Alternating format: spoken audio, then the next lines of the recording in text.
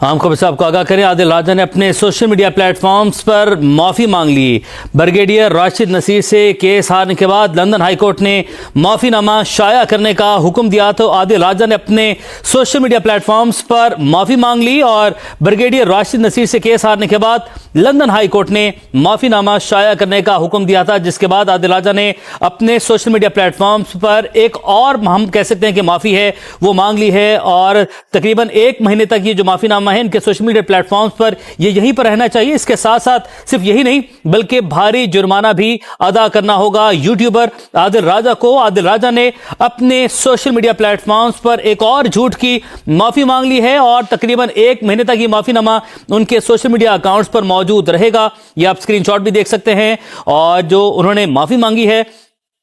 Brigadier Rashid Naseer سے case ہارے ہیں، اور بریگیڈیئر راشد نصیر سے کیس ہارنے کے بعد لندن ہائی کورٹ نے معافی نامہ شائع کرنے کا حکم دیا تھا۔ Bureau chief London Azhar Javed ہمارے ساتھ موجود ہیں، ان سے معلومات حاصل کرتے ہیں۔ اظہر، بتائے گا عادل راجہ نے اپنے ایک اور جھوٹ پر سوشل میڈیا پلیٹ فارم پر معافی مانگ لی، کتنے دن تک یہاں پر موجود رہے گی، کتنا سا جرمانہ کیا گیا ہے، ڈیٹیلز شیئر کیجیے گا۔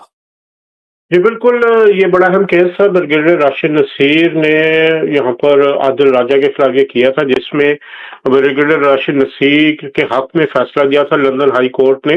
اور جہاں ایک جرمانہ کیا گیا تھا 50,000 پاؤنڈ کا، عدالتی اخراجات تھے 2,60,000 پاؤنڈ کے، وہیں یہ حکم بھی دیا گیا تھا کہ عادل راجہ اپنے تمام سوشل میڈیا پلیٹ فارمز پر جو معافی نامہ ہے وہ شائع کرے اور 28 دن تک یہ معافی نامہ وہاں پہ موجود رہے۔ تو اس کی یہ شرط پوری کرتے ہوئے عادل راجہ نے آج اپنے سوشل میڈیا اکاؤنٹس پر معافی نامہ جو ہے وہ باقاعدہ طور پر جاری کر دیا ہے۔ آپ دیکھ سکتے ہیں کہ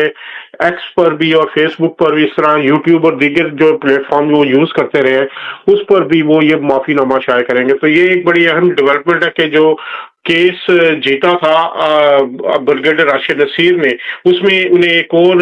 جو ہے سٹیپ فارورڈ جا کے عادل راجہ نے عدالتی احکامات کے مطابق معافی نامہ جو ہے وہ شائع کر دیا ہے۔ ابھی 22 دسمبر تک یہ ان کو جو رقم ہے ہرجانے کی اس کی ادائیگی کا بھی حکم ہے، اور اس کے علاوہ جو عدالتی اخراجات کا بھی۔ تو یہ کیس اب اس میں اگلا موڑ گیا ہے کہ عادل راجہ نے باقاعدہ طور پر پبلکلی اپنے آفیشیل اکاؤنٹ سے معافی مانگ لی ہے۔ آفیشیل اکاؤنٹ سے معافی مانگ لی گئی ہے۔ Bureau chief London Azhar Javed ہمیں اپڈیٹ کر رہے تھے، آپ کا بہت شکریہ۔